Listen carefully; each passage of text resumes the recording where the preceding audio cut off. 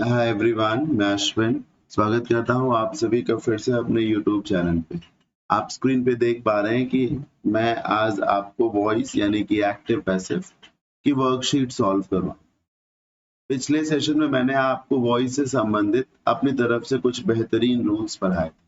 मेरा ऐसा मानना है कि जनरली वो रूल जो मैंने पिछले सेशन में आपको पढ़ाए थे, वो रूल्स ऑफलाइन या ऑनलाइन किसी भी तरीके से टीचर सामान्यतः अवॉइड करते हैं पढ़ाने से, बचते हैं पढ़ाने से, क्योंकि काफी कॉम्प्लिकेटेड हैं वो रूल्स। मैं ये नहीं कहना चाहूंगा टीचर्स को आते नहीं है, वो एक बहुत बड़ी बात हो जाएगी, लेकिन मेरा ऐसा मानना है और मैंने ऐसा देखा भी है कि अक्सर लोग जो है लेबर करने से घबराते हैं।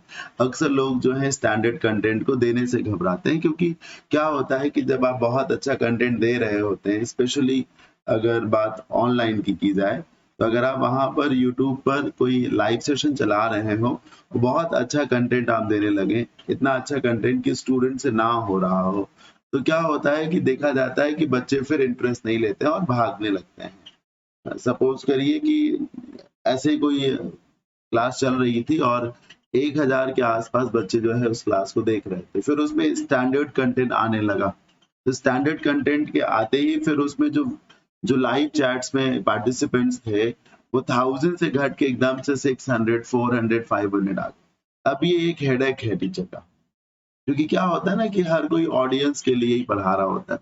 हर किसी को ऑडियंस चाहिए। Nobody wants to lose their audience. तो जब ये देखने को मिलता है कि अच्छा कंटेंट पढ़ाते ही ऑडियंस कम हो जाती है, तो फिर आदमी यही सोचता है कि अच्छा कंटेंट देने का क्या मतलब है। ऑडियंस को रिटेन करना इट्स वेरी इंपॉर्टेंट। तभी तो वॉच टाइम आएगा, तभी तो व्यूज काउंट होंगे, तभी तो कुछ इनकम होगी। End of the day money matters. खैर, तो मैंने आपको अपनी तरफ से पिछले सेशन में कुछ बेहतरीन रूल्स पढ़ाए थे। मेरा ऐसा मानना है कि वो सच में बेहतरीन थे। और आज हम आपको एक्टिव पैसिव की वर्कशीट कराएंगे। वर्कशीट हमने 2 हिस्सों में बांट दी है। एक हिस्से में सेंटेंस होगा, उसके 4 ऑप्शंस होंगे, उसमें से सही को चूज करना होगा, जिसे हम आज करेंगे। एक और हिस्सा है, वो बहुत ही ज्यादा शानदार होगा, जिसमें हम एक सेंटेंस के भीतर ये चेक करेंगे कि इस सेंटेंस की जरूरत एक्टिव की है या पैसिव की है। मतलब spotting errors based on active and passive. मैंने बहुत सारी किताबें शुरू से पढ़ी हैं। मैं सन 2011 से पढ़ा रहा हूँ, तो इस बीच में मैंने बहुत सारी किताबें पढ़ी हैं, लेकिन अभी तक मैं सिर्फ एक ही ऐसी किताब है जो मेरे से टकराई और उसमें एक्टिव पैसिव पे बेस्ड स्पॉटिंग एरर्स भी थी। और मैं उस बुक को थैंक यू भी बोलना चाहूंगा, क्योंकि जब मैंने इन द ईयर 2012 वो बुक देखी, तब मेरे दिमाग में ये बात नहीं थी कि एक्टिव पैसिव पे बेस्ड स्पॉटिंग एरर्स भी हो सकती हैं। लेकिन जब वो मैंने किताब देखी, फिर मुझे लगा कि ऐसा भी हो सकता है क्या। तब मुझे लगा क्या ऐसा भी हो सकता है क्या, और फिर मुझे समझ में आया कि हाँ, ऐसा होता है। ये देखिए, ये कुछ सेंटेंसेस हैं। अब इन सेंटेंसेस की एरर ये है कि इसमें गलत वॉइस का यूज किया गया। मतलब कहीं पर एक्टिव में वर्ब लिखी है तो सही होगा कि उसे पैसिव में लिखा जाए। सिमिलरली कहीं पर पैसिव की वर्ब यूज हुई है तो एरर है कि उसमें एक्टिव में वर्ब। जैसे यहाँ पे देखिए, हैव बीन वन लिखा हुआ है, अब इसकी एरर है कि ये एक्टिव में हो। जैसे यहाँ देखिए, टू सेल लिखा हुआ है, इसकी एरर है कि ये पैसिव में होना चाहिए।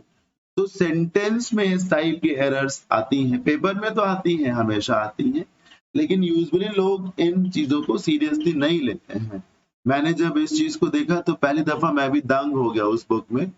फिर मैंने लंबे समय तक ऑब्जर्वेशन में इस बात को रखा कि मैं चेक तो करूं कि जो इस बुक में दिया है वो पेपर से सही में रिलेटेड है।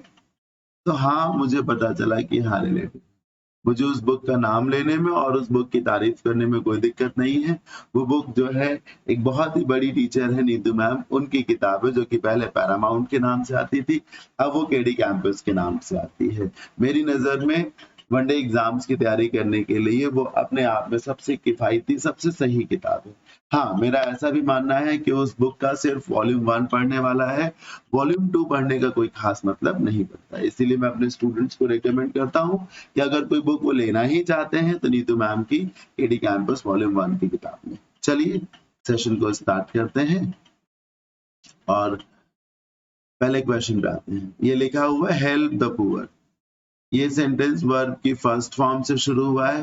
जिसके चलते आप इसे ना क्या कहेंगे, आप इसे इम्पेरेटिव सेंटेंस कहेंगे। और इम्पेरेटिव सेंटेंस रिक्वेस्ट वाला भी होता है, इम्पेरेटिव सेंटेंस सुझाव वाला भी होता है, इम्पेरेटिव सेंटेंस ऑर्डर वाला भी होता है। यहाँ जब बोला गया कि गरीबों की मदद करें तो ये एक सुझाव जैसा हो सकता है, या फिर आपसे बोला जाता है कि ये हमारा आपका सामाजिक दायित्व भी है, तो कुछ मॉरल ड्यूटी टाइप से हो सकता है, राइट। तो जब मॉरल ड्यूटी या सुझाव की बात आए तो आपको शुड का इस्तेमाल करना चाहिए। करेक्ट ऑप्शन होगा option number B, the poor should be help. क्या होना चाहिए sir, the poor should be help. अगले क्वेश्चन पे आइए, प्लीज फॉरगिव हिम। फॉरगिव का मतलब होता है माफ करना। क्या होता है सर, माफ करना। प्लीज से ये सेंटेंस जो है वो रिक्वेस्ट वाली श्रेणी में चला जाता है। जब रिक्वेस्ट वाली कैटेगरी हो तो नियम है कि पैसिव बनाते समय आप क्या करें, यू आर रिक्वेस्टेड टू लिखें। क्या करें sir, you are requested to लिखें। ऑप्शन नंबर ए और ऑप्शन नंबर डी, इन दो जगहों पे यू आर रिक्वेस्टेड टू लिखा हुआ है, तो इन्हीं में से किसी एक को ही सही होना है।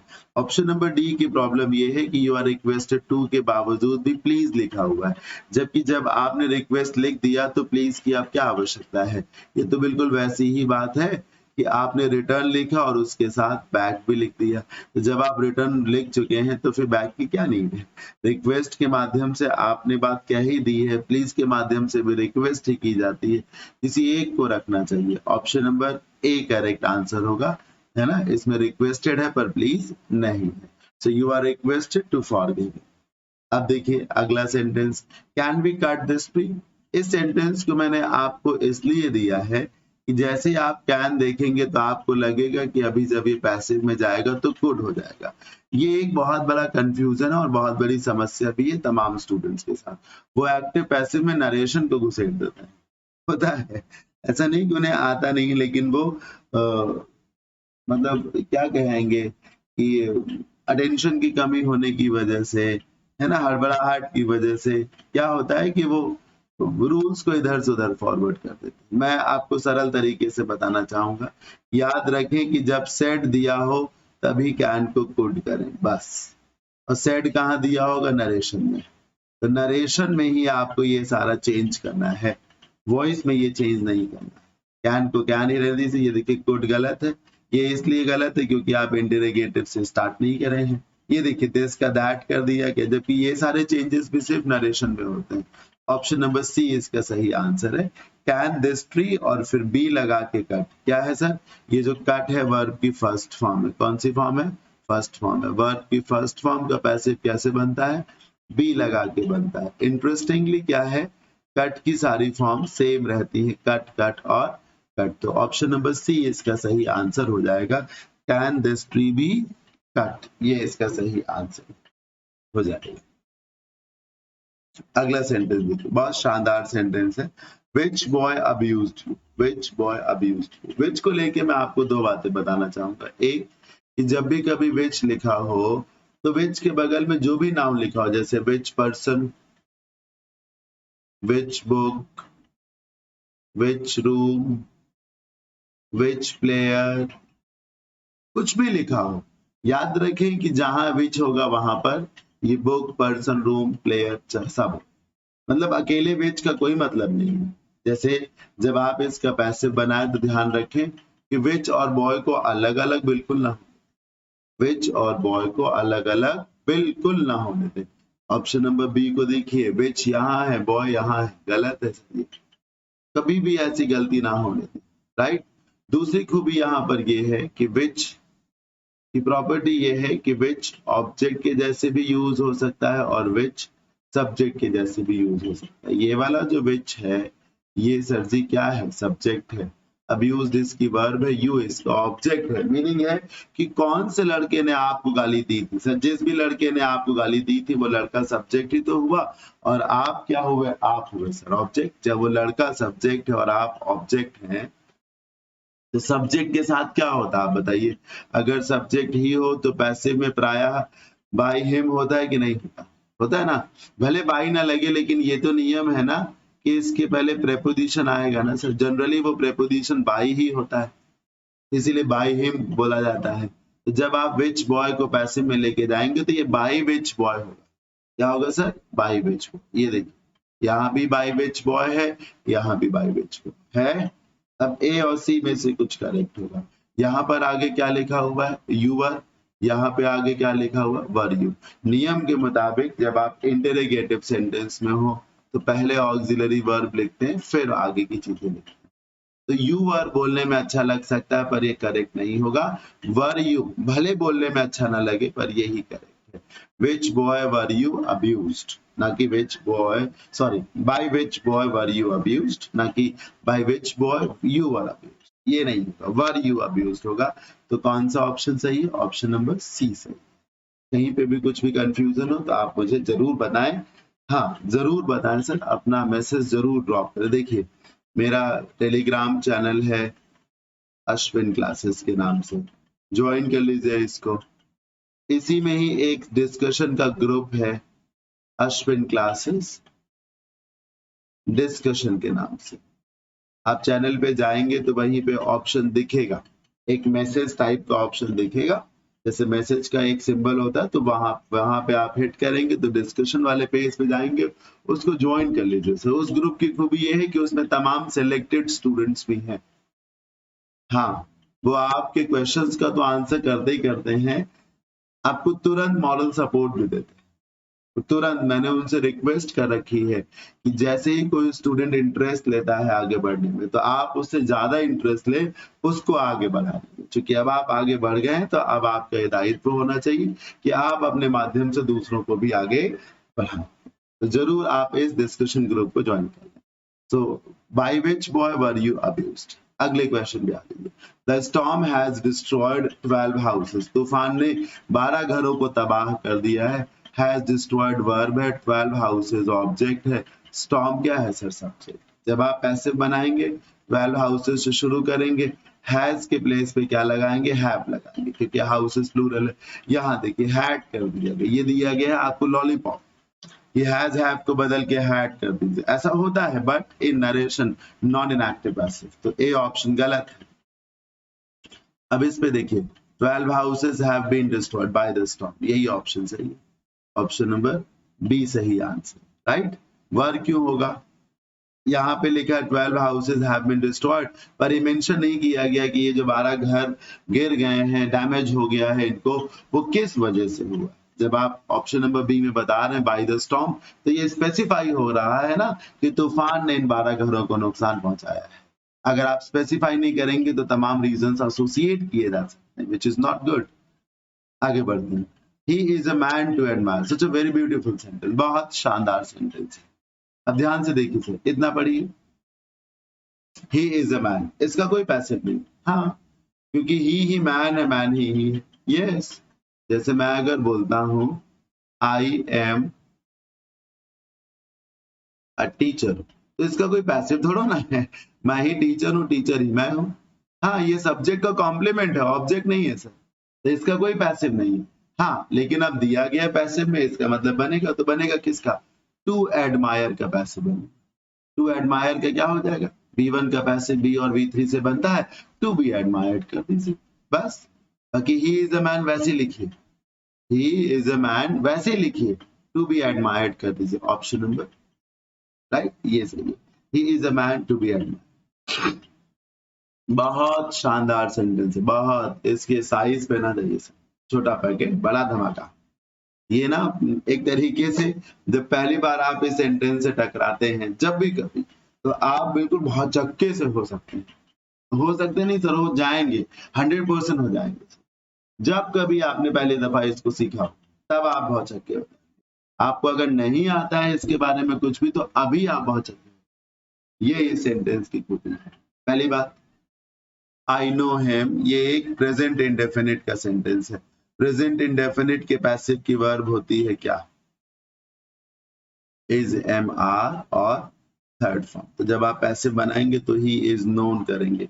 ये देखिए सब में ही वॉज नोन गलत हो गया, ABC में ही इज नोन किया गया। यूजुअली क्या होता है, आई का क्या करेंगे? बाई मी करेंगे ना, लेकिन यहाँ ये नहीं होगा, he is known by me नहीं होगा, यहाँ पर होगा he is known to me. जानते हैं क्यों? क्योंकि नो ऐसी क्रिया है जो पैसिव में जाने पर बाई को नहीं बल्कि टू को लगाती। क्या लगाती है? टू को लगाती।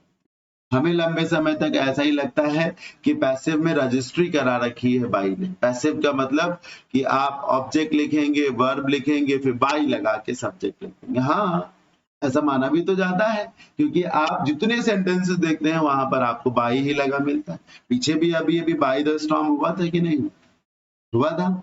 मैक्सिमम केसेस में जो है बाई ही लगता है। तो जब आप देखते हैं कि हर सेंटेंस बाई लगाता है तो आपको यही तो लगेगा कि बाई ही लगता होगा, कुछ और नहीं लगता होगा। तो मैं आपको बताना चाहूंगा ये जो बाई लगता है पैसिव वॉइस में, प्रायः बाई इसलिए लगता है क्योंकि क्रियाएं जब पैसिव में जाती हैं, वाक्य जब पैसिव में जाता है तो हिंदी आती है के द्वारा। जैसे इस आपकी घड़ी को मेरे द्वारा नहीं चुराया गया है, इस पत्र को मेरे द्वारा लिखा गया है। सुन रहे हैं ना? हाँ, इस कमरे को मेरे द्वारा साफ किया जाता है। तो के द्वारा जब आप बोलेंगे तो बाई ही लगाने का तो मन करेगा। बस यही बात है। पर कुछ चंद मुट्ठी भर ऐसी भी क्रियाएं हैं जो बाई नहीं लगाती, टू लगाती, विद लगाती, एट लगाती हैं, इन लगाती हैं। Yes it is. आगे और भी ऐसी क्रियाएं, तो यहाँ पर टू लगेगा। याद कर लीजिए, नो को जब पैसिव में लेके जाएं तो बाई न लगाएं, बंधुवर क्या लगाएं? टू लगाएं। जिसको भी मालूम है उसे बताया गया है तभी मालूम है। इस बात को झूठा मत बोलिए सर। जिसको मालूम है कि टू लगेगा उसे कभी ना कभी किसी न किसी टीचर ने समझाया है, किसी न किसी किताब ने समझाया है, वरना तो बाई वो भी लगाएगा। जी, अगले क्वेश्चन करिए। ये भी बहुत शानदार क्वेश्चन, बहुत शानदार। The news has pleased me. नो के जैसे प्लीज की भी चॉइस अलग है। प्लीज मतलब खुश करना, संतोष करना। इसके साथ विद लगता है। क्या लगता है? विद। सिर्फ प्लीज के ही साथ नहीं सर, सेटिस्फाई के साथ भी क्या लगता है? विद लगता है। तो जब आप पैसे बनाएंगे आई से शुरू करेंगे, हैव बीन लगाएंगे, प्लीज लिखेंगे, तो बाय द न्यूज नहीं लिखेंगे, गलत है ये। हाँ, I have been pleased with the news. Yes, option number B सही आंसर है। I have been pleased with the news. और ये डी ऑप्शन इसलिए ना लगा क्योंकि यहाँ हैड कर दिया गया। भले ही विद लिखा गया लेकिन टेंस तो नहीं चेंज करना अलाउ है ना। I have been pleased with the news. Yes, अगला सेंटेंस देखिए, ये भी बहुत बढ़िया सेंटेंस है। देखिए, जब मैं सीमित संख्या में आपको प्रैक्टिस करा सकता हूँ तो मैं कोशिश तो यही करूंगा ना कि मैं अच्छी ही प्रैक्टिस कराऊं। औसत दर्जे के सेंटेंसेस क्यों लिखा? मैंने एक भी सेंटेंस ऐसा तो नहीं लिखा Ram has written a letter, लिखा क्या? नहीं लिखा। तो जब आप मेरे से पढ़ रहे हैं ना तो आपका टाइम यूटिलाइज होना चाहिए सर। आप जो मेरे से जुड़े हुए हैं तो आप उससे गेन कर सके, रिवीजन ना कर सके, बस खाली नया भी सीख सके, तब तो फायदा है। इस पर्टिकुलर सेंटेंस में दो ऑब्जेक्ट हैं, एक मैं और एक कार्ड। ठीक है ना? आभा सेंट मी अ कार्ड। आभा ने मुझे एक कार्ड भेजा था, ये वर्ब की सेकेंड फॉर्म में। क्या भेजा था? कार्ड। एक ये ऑब्जेक्ट है। किसको भेजा था? मुझे। एक मैं ऑब्जेक्ट हूँ। दोनों में से किसी को भी पकड़ करके बना लीजिए। ध्यान से देखिए, तीन ऑप्शन तो आ कार्ड से बने हैं, तो कोई बात नहीं, आ कार्ड को ही देख लीजिए सर। आ कार्ड, फिर वर्ब की सेकेंड फॉर्म पास्ट इंडेफिनिट में आती है। पैसिव का रूल क्या है? पैसिव का रूल है वॉज, वर और थर्ड फॉर्म। क्या रूल है? वॉज, वर और थर्ड फॉर्म। ये देखिए, विल बी सेंट गलत, वॉज सेंट सही, वॉज सेंट सही। यहाँ पर क्या लिखा है? टू मी लिखा है, यहाँ पर मी लिखा है, गलत हो गया। ऑप्शन नंबर बी इसका सही आंसर। क्या आंसर सही? Option number B. आप सोच रहे होंगे टू कहाँ से आ गया, मी के पहले यहाँ था तो नहीं। तो ध्यान से सुनिएगा मेरी बात को। जब भी कभी पर्सन वाला ऑब्जेक्ट बाद में आता है, मैं पर्सन में आऊंगा ना, कार्ड वस्तु में आएगा। मैं समवन में आऊंगा, कार्ड समथिंग में आएगा ना। There is a clear cut rule कि जब भी कभी पर्सन को समथिंग के बाद लिखें तो टू या फॉर जरूर लिखें। जैसे आभा सेंट मी अ कार्ड, अगर हम यहीं पर कार्ड को पहले लिखें, मी को बाद में लिखें, जैसे ऐसे लिखें, आ कार्ड पहले लिखें, आभा सेंट अ कार्ड, तो आगे सीधे मी नहीं लिखेंगे सर, टू मी लिखेंगे। पढ़ के देख लो चाहे, आभा सेंट मी अ कार्ड या Abha sent a card to me. बिना टू के आप लिख दोगे? पढ़ के देख लो। क्या ऐसे लिख सकते हो या अच्छा लगेगा? Abha send a card me, Abha send a card me अच्छा लग रहा है क्या आपको? अच्छा लग रहा है, तब तो बड़ी गंदी चॉइस है आपकी। Abha send a card to me. Rule है सर, पर्सन वाला ऑब्जेक्ट बाद में हो तो टू या फॉर लिखे। तो जब आपने आ कार्ड से शुरुआत की तो एक तरीके से पर्सन वाला ऑब्जेक्ट पिछड़ नहीं गया? जब वो पिछड़ गया तो टू लगाएगा नहीं, वही लगाएगा। ऑप्शन नंबर बी इसका सही आंसर। मैसेज करके बताते रहें कि सर सेशन कैसा लग रहा है, और अगर अच्छा लग रहा हो तो आपको 2 छोटे-छोटे काम करने हैं। एक सेशन को लाइक करना है और दूसरा जितना अच्छा लग रहा हो उस हिसाब से आपको कमेंट कर देना। बस शेयर करना ना करना ये टोटली आपके ऊपर है, मैं उस पर कभी जोर नहीं देता कि शेयर ज़रूर करिए, ठीक है ना? हाँ, वो आपके ऊपर है कि आप कैसे शेयर करना चाहते हैं, नहीं करना चाहते, that's totally up to you. लेकिन अच्छा लग रहा है तो लाइक ज़रूर करें, ये आपके ज़िम्मेदारी का हिस्सा है, मैं ऐसा मानता हूँ। जब आप किसी से कुछ लें तो उसे बदले में कुछ दें ज़रूर। यद्यपि इसके बावजूद भी बराबरी नहीं होनी चाहिए। ना ये सोचना चाहिए कि हमने बराबरी कर ली, क्योंकि ये दिमाग में रखना चाहिए कि कौन ज़्यादा ज़रूरतमंद है, किसको ज़्यादा फ़ायदा है। मेरे पढ़ाने से मुझे ज़्यादा फ़ायदा है या मेरे पढ़ाने से आप जब पढ़ते हैं तो आपको ज़्यादा फ़ायदा है। जिसे ज़्यादा फ़ायदा है वो आउट ऑफ ग्रैटिट्यूड सरेंडर करके रहे, मतलब रिस्पेक्ट देना। चलिए लाइक करिएगा और जितना अच्छा लगे उस हिसाब से कमेंट भी। ये सेंटेंस जान है सर, जान है, बहुत शानदार सेंटेंस है। The police are inquiring into the case. Inquire verb है, द केस ऑब्जेक्ट है, इनटू प्रेपोजिशन है। पहले बना लेते हैं फिर मैं इसकी खूबी आपको बताता हूँ। द केस से शुरू करिए, पुलिस प्लूरल था तो आर लगा, केस सिंगुलर है तो इज लगेगा, वॉज वाला ऑप्शन खत्म कर दीजिए, इज लगेगा। फिर इंक्वायरिंग वर्ब की आईएनजी फॉर्म है सर, वर्ब की आईएनजी फॉर्म का पैसिव कैसे बनता है? वर्ब की आईएनजी फॉर्म का पैसिव बनता है ऐसे, बीइंग और वर्ब की थर्ड फॉर्म लगा करके बनता है, तो इज बीइंग और वर्ब की थर्ड फॉर्म, इज बीइंग और एनक्वायर वर्ब की थर्ड फॉर्म।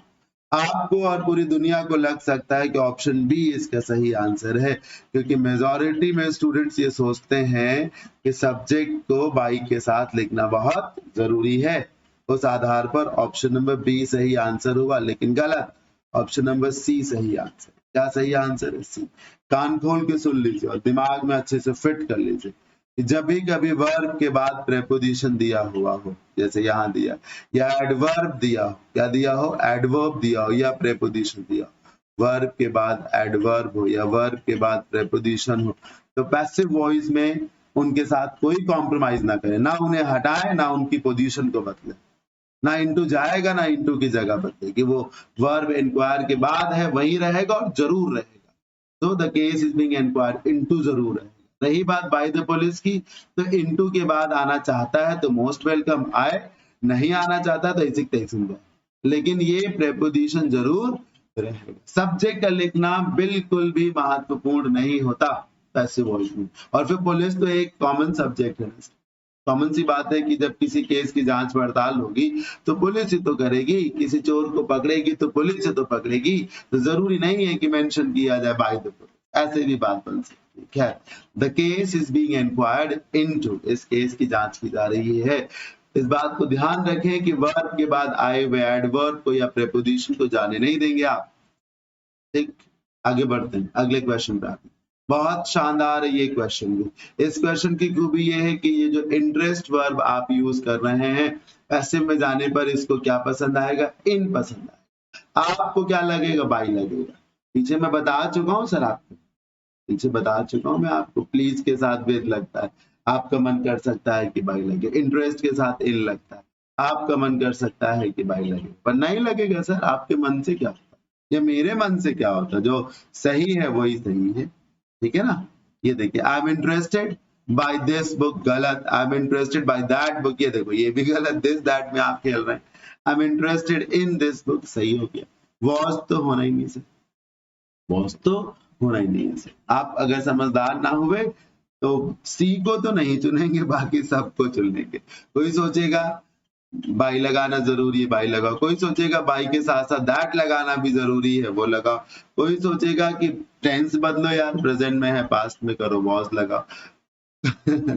पता नहीं कोई ये सोचेगा कि नहीं सोचेगा कि इंटरेस्ट है तो इन लगाओ, बाई ना लगाओ, जो कि सबसे ज्यादा जरूरी है सोचना।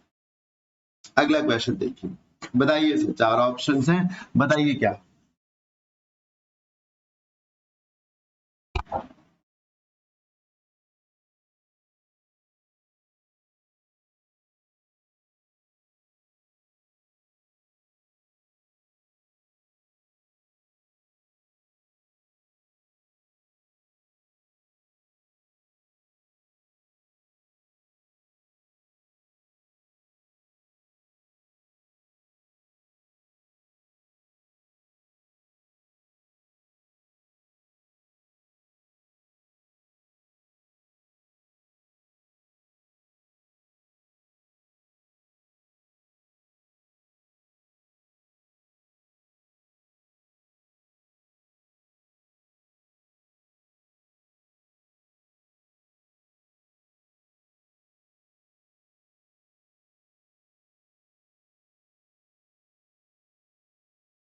जी, तो फिर क्या जवाब है आपका भाई?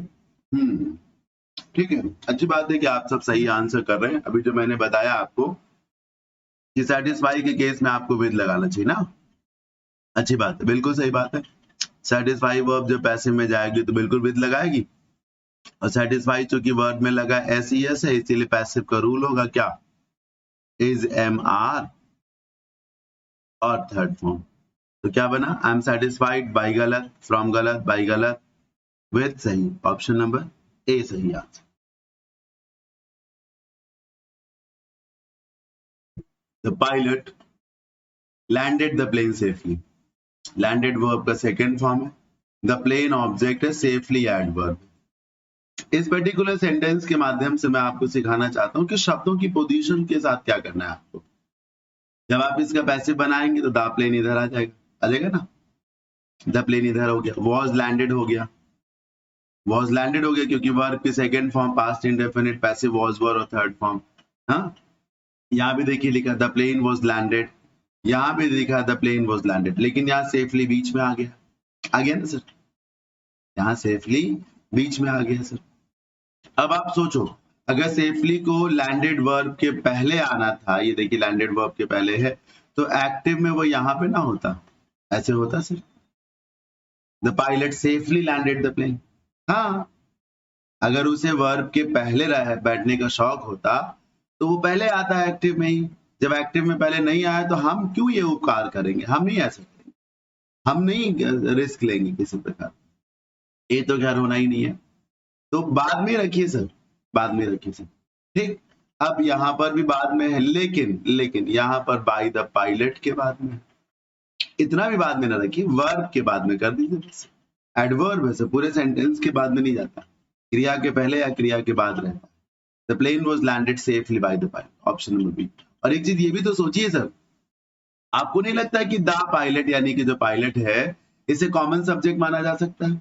ऑफ कोर्स माना जा सकता है। किसी प्लेन को कौन उड़ाएगा, आप उड़ाएंगे, मैं उड़ाऊंगा, बिल्कुल उड़ा सकते हैं, लेकिन तब जब हम पायलट हो।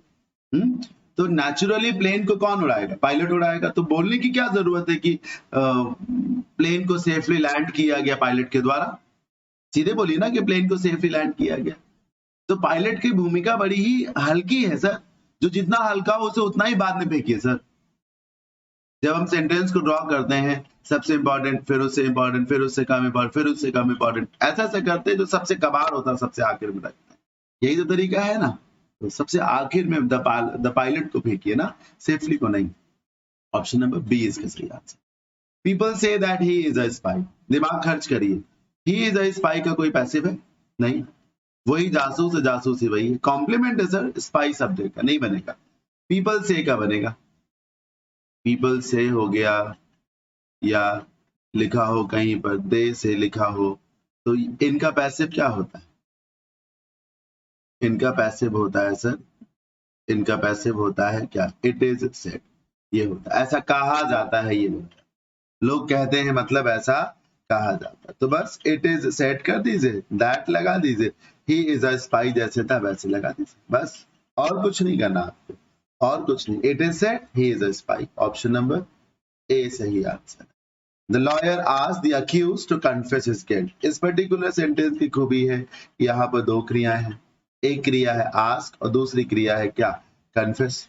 जब आप पैसिव में जाएं तो एक नियम है सर, कि जैसे कि मान लो अक्यूज्ड से आप शुरू करेंगे, देखिए जब आप पैसिव में जाएंगे अक्यूज से शुरू करेंगे, accused was asked, accused was asked, accused was asked, ठीक, by the lawyer, by the lawyer, क्या लिखा पढ़िए, टू कन्फेस, इसका वॉइस नहीं बदला गया, यहाँ भी क्या लिखा था, टू कन्फेस, सेंटेंस की वॉइस बदल रही पर टू कन्फेस का वॉइस यहाँ नहीं बदला, यहाँ बदल भी गया है।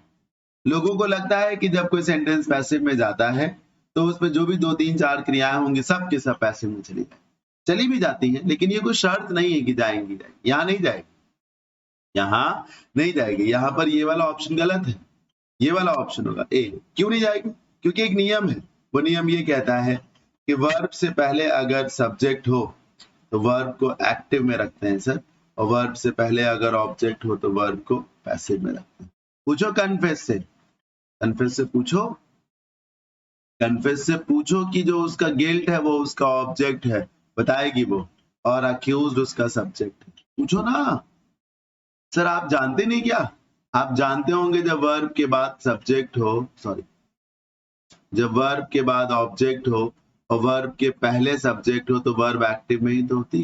कन्फेस के बाद जो गिल्ट है वही तो ऑब्जेक्ट है। कन्फेस वो क्या करेगा? गुनाह को मानेगा। और कन्फेस कौन करेगा? अक्यूज, वो उसका सब्जेक्ट है। जब सब्जेक्ट पहले है, ऑब्जेक्ट बाद में है, तो वर्ब को क्या पड़ी है पैसिव में जाने की? आप मेरी बात समझ पा रहे हैं? वर्ब को क्या पड़ी है? हाँ, नहीं जाएगा सर। ये जो कन्फेस वर्ब है इसका ऑब्जेक्ट है गिल्ट, ये जो कन्फेस वर्ब है इसका सब्जेक्ट है अक्यूज्ड। तो सर जिस वर्ब का सब्जेक्ट उसके पहले हो या जिस वर्ब का ऑब्जेक्ट उसके बाद में हो वो वर्ब तो एक्टिव में ही रहेगी ना सर, है? वर्ब तो वो पैसिव में जाती है जिसका ऑब्जेक्ट उसके पहले आ जाता है, वो वर्ब जाती है पैसिव में, तो कन्फेस को नहीं चेंज करेगी। पहली बात इस बात से बाहर निकलिए कि पैसिव में कर ही देना होता है सब कुछ, 3-4 क्रिया जो भी है सबका वॉइस बदल देता। अब देखिए, no one told me about this, किसी ने मुझे इसके बारे में नहीं बताया। No one told me about this, ठीक। मी से शुरू करिए, टोल्ड वर्ब का सेकंड फॉर्म, वॉज वर और थर्ड फॉर्म, हैड बीन तो गलत हो गया, ठीक है। एनीबॉडी से क्यों शुरू करेंगे आप? आई से शुरू करिए, I was not told, I was not told, बिल्कुल सही। नॉट क्यों लगाएंगे? क्योंकि जब नो वन का पैसिव बनेगा या नो बडी का पैसिव बनेगा तो नॉट तो रहेगा ना, नॉट तो रहेगा। I was not told about this, about that, यही गलत हो गया सर। बाई एनीबॉडी को मान लो हम चला ले जाते अगर दिस होता तो, पर दिस का दैट हो गया तो बाई एनीबॉडी का हम क्या करें? ऑप्शन नंबर बी है sir. I was not told about this, मुझे इसके बारे में नहीं बताया गया। हाँ, इसके बावजूद भी अगर बाई एनीबॉडी लिखा होता यहीं पर, बाई एनीबॉडी यहाँ पर, तो हम चला देते, लेकिन हम कोशिश भी नहीं करेंगे क्योंकि ये बोलने की क्या आवश्यकता है? इसके बारे में मुझे नहीं बताया गया किसी के भी द्वारा। अम्मा भाई सिर्फ ऐसे बोलो ना, इसके बारे में मुझे नहीं बताया गया, बस बात खत्म। I was not told about this. ये देखिए सर, लड्डू चढ़ाइए सर इस सेंटेंस के लिए, इतना शानदार सेंटेंस है, इतना शानदार, आपकी कल्पना से कई दर्जे ऊपर, कई दर्जे ऊपर।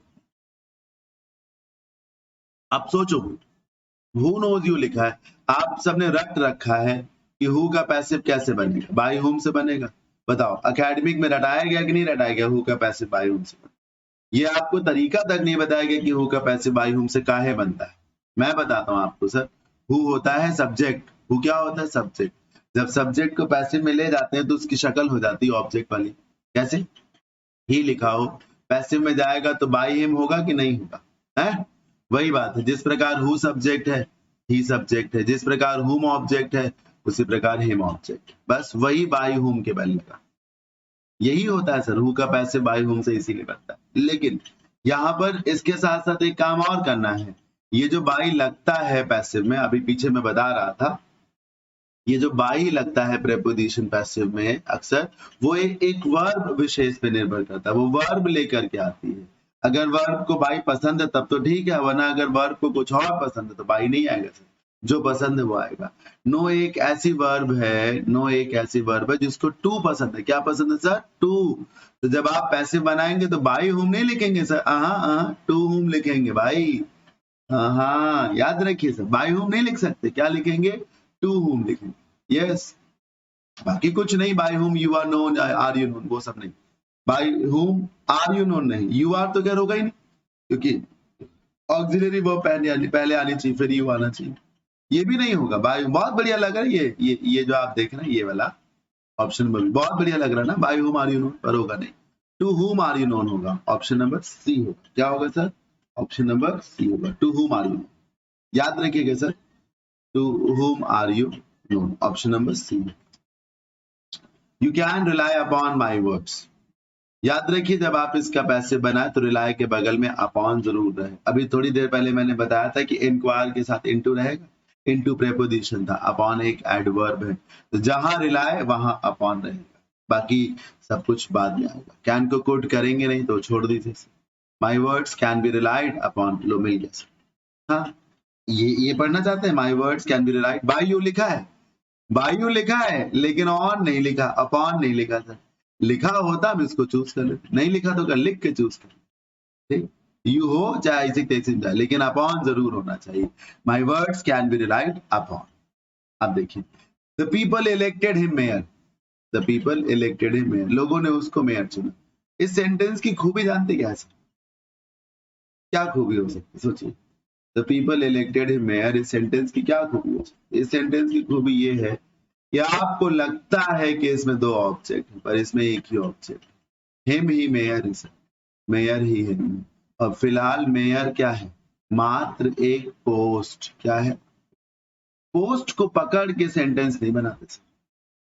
पोस्ट ना तो सेंटेंस का सब्जेक्ट बनता है कभी, ना ऑब्जेक्ट बनता है। हाँ, पोस्ट बराबर अगर आदमी है, पोस्ट को दो तरीके से यूज करते हैं। डेजिग्नेशन यानी कि पोस्ट, कभी कभी सिर्फ डेजिग्नेशन है और कभी कभी डेजिग्नेशन साथ ही साथ आदमी। कैसे? ध्यान से देखिए। आई एम अ टीचर, बहुत ध्यान से देखिए। आई एम अ टीचर, इसमें टीचर केवल पोस्ट है। हाँ, मैं आदमी हूं ना सर, टीचर पोस्ट है मेरी। ठीक, मैं एक टीचर हूँ। आदमी कौन है इसमें? मैं की टीचर, मैं हूं ना सर। टीचर क्या है? मेरी पोस्ट। तो ये टीचर खाली पोस्ट है। अब देखिए, अब इसको देखिए, द टीचर हैज अराइव्ड, अध्यापक बंधु आ गए हैं। ये जो टीचर है पोस्ट होने के साथ साथ पर्सन है। सही बोला ना मैं? इस टीचर के भीतर आदमी है ना, वहां खाली टीचर पोस्ट है और यहाँ टीचर बराबर पद और पद के भीतर आदमी।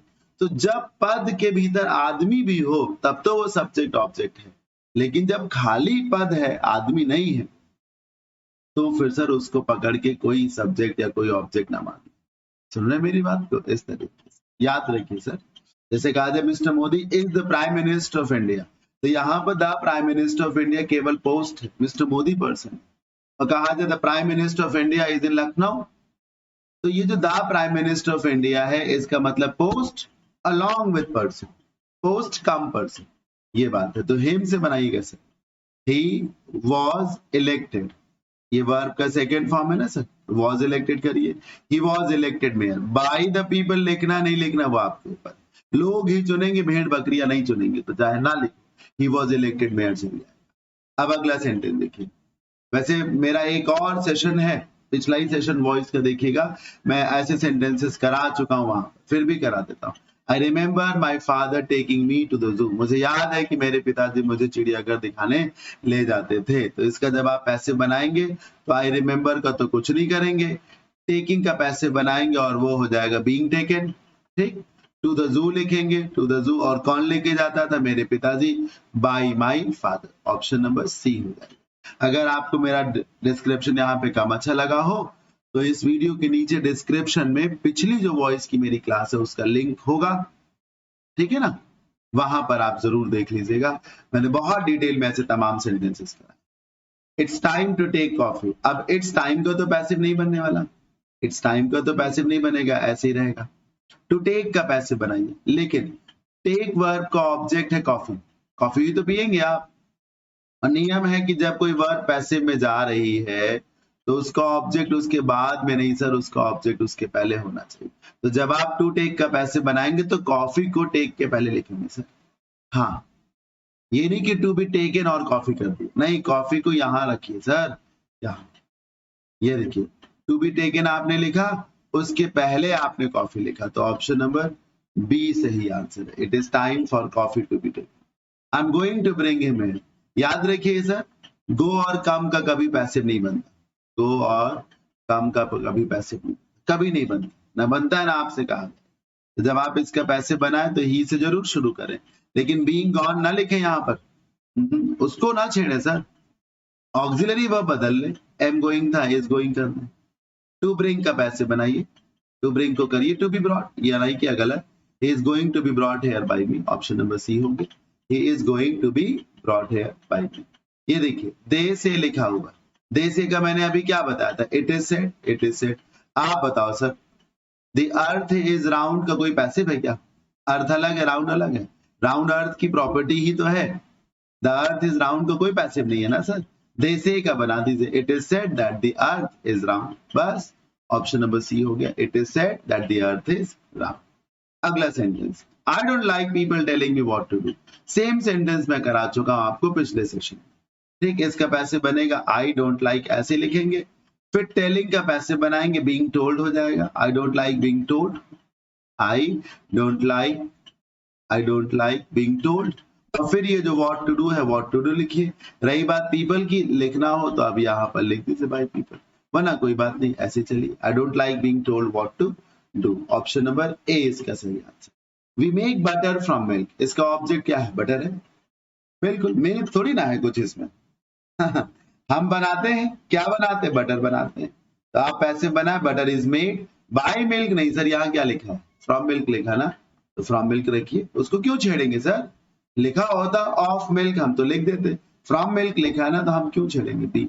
वैसे भी प्रपोजिशन का रूल है कि ऑफ तब लगाएं जब लौट के वापस आप जा सके, जैसे लकड़ी से कुर्सी मेज बना दिया, और फ्रॉम तब लगाएं जब वापस ना जा सके, जैसे लकड़ी से पन्ना बना दिया गया, पेज। अब दूध से दही बनता है तो क्या दही से दूध बन जाता है, नहीं, हमेशा हमेशा के लिए अलग हो गया ना, तो वहां फ्रॉम लगता है, इसलिए फ्रॉम लगाइए। People speak English all over the world, दुनिया भर में लोग अंग्रेजी बोलते हैं, कुछ ना करिए सर, इंग्लिश लिखिए, स्पीक को कर दीजिए is spoken, all over the world लिख दीजिए। लोग ही बोलेंगे तो लोग लिखने की क्या जरूरत है, बाय पीपल, कोई जरूरत है, नहीं जरूरत है, ठीक, नहीं जरूरत। अब देखिए क्या लिखा है, spotting errors based on active passive, यही है वर्कशीट का पार्ट नंबर 2। जैसे पुष्पम मूवी का पार्ट 2 आना है, वैसे ही वॉइस की एक्सरसाइज का पार्ट 2 आना है। पार्ट 1 में जो क्वेश्चंस मैंने कराए उन्हें एंजॉय करिए, समझ में ना आया हो फिर से देखिए, फिर भी ना आए मैसेज डालिए, मेरे नंबर पे मैसेज डालिए, व्हाट्सएप ग्रुप है, टेलीग्राम ग्रुप है, उस पे मैसेज डालिए और एंजॉय करिए। कैसा लगा सेशन कमेंट के माध्यम से जरूर बताइए, अच्छा लगा हो तो लाइक भी करिएगा, और जितना अच्छा लगा हो उस हिसाब से कमेंट भी करिएगा। अगला सेशन संभवतः कल ही लेंगे सर, 24 घंटे के भीतर ही, जिसमें हम स्पॉटिंग एरर्स कराएंगे बेस्ड ऑन एक्टिव पैसिव। ये देखिए कुछ सेंटेंसेस, देख रहे हैं ना, ये कुछ सेंटेंसेस हैं। चलिए, so a big thank you to all of you, मुझे अच्छा लगा बहुत ज्यादा पढ़ा करके, मुझे उम्मीद है आप सबको भी बहुत अच्छा लगा होगा। खुश रहिए, मौज करिए, ईश्वर आपकी कृपा अपनी बनाए रखें। जय शिव शंकर, जय Bholenath, thank you so much.